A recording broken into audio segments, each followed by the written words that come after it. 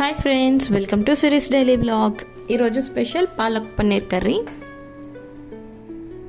First దానికోసం stove on చేసుకుని pan పెట్టుకుందాము. ఇందులో వాటర్ పోసుకుని వాటర్ బాయిల్ అవ్వాలండి. వాటర్ బాయిల్ అయ్యాక ఇందులో ఒక కట్ట పాలకూర తీసుకున్నానండి. కడిగేసుకున్న పాలకూర వాటర్లో వేసుకుని బాయిల్ చేసుకోవాలి. ఒక 5 minutes బాయిల్ చేసుకునేటప్పటికి మనకి ఆకు అనేది కలర్ చేంజ్ అవుతుంది. ఇప్పుడు మనకి ఈ ఆకునంతా కూడా కూల్ వాటర్లోకి తీసేసుకోవాలండి. నార్మల్ వాటర్లోకి తీసుకోవాలి.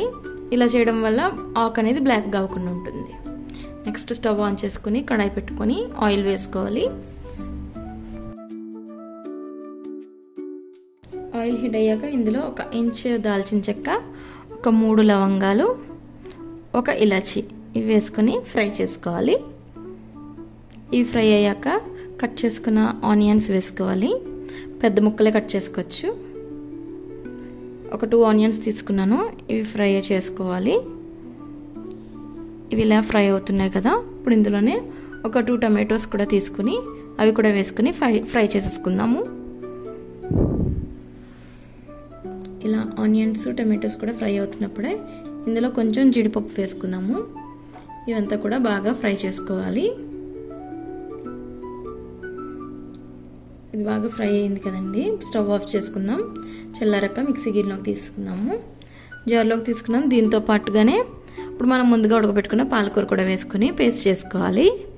నెక్స్ట్ సేమ్ అదే కడాయి పెట్టుకుని ఆయిల్ వేసుకుని ఒక 2 ఎండుమిర్చి, సన్నగా కట్ చేసుకున్న వెల్లుల్లిపాయి, 1 స్పూన్ జీలకర్ర వేసుకుని ఫ్రై చేసుకోవాలి.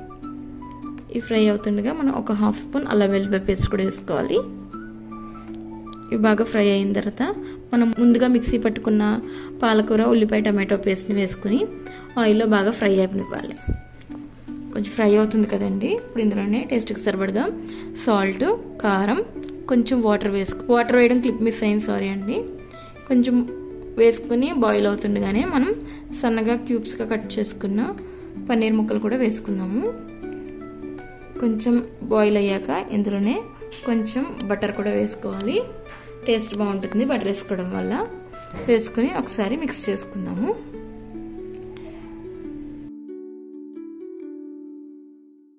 ఇలా మిక్స్ చేసుకొని ఒకసారి మూత పెట్టేసుకుందామండి.